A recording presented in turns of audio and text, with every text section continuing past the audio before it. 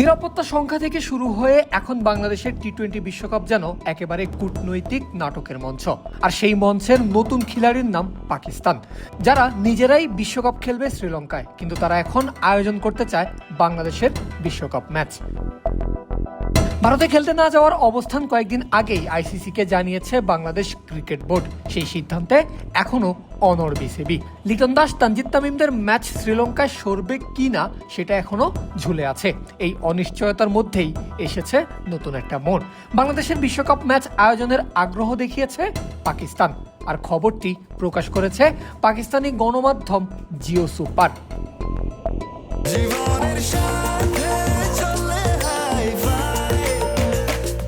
স্বাস্থ্যকর all time honeycomb, সব সময় অল টাইম হেলদি লাইফ।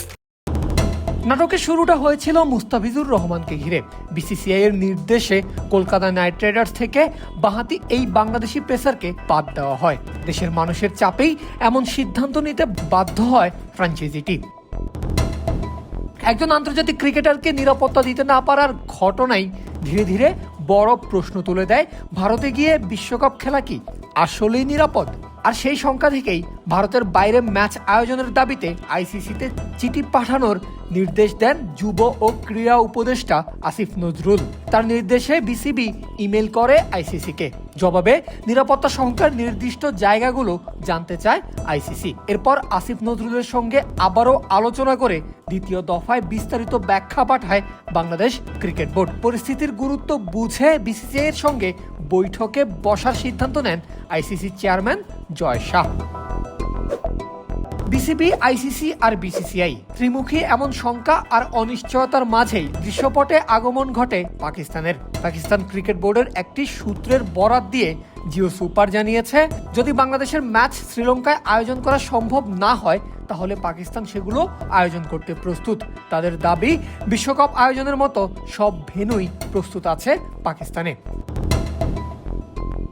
এখানেই আসে নাটকের মূল থ্রিল। পাকিস্তান দল নিজেই ভারতের সঙ্গে রাজনৈতিক দ্বন্দ্বের কারণে নিজেদের বিশ্বকাপ ম্যাচ খেলবে শ্রীলঙ্কায়, অথচ সেই পাকিস্তানি আবার বাংলাদেশের ম্যাচ আয়োজন করতে চায়। তবে বাস্তবতায় এই সম্ভাবনা প্রায় নেই বললেই চলে, কারণ বিশ্বকাপে ভারতের সহ আয়োজক শ্রীলঙ্কা।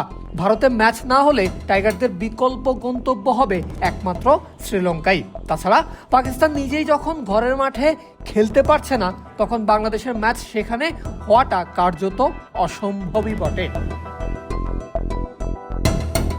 এদিকে নিরাপত্তা, রাজনীতি আর ক্রিকেটের জটিল সমীকরণ সব মিলিয়ে বাংলাদেশের বিশ্বকাপ ভবিষ্যৎ ঠিক কোন পথে যায় সেটাই এখন সবচেয়ে বড় প্রশ্ন।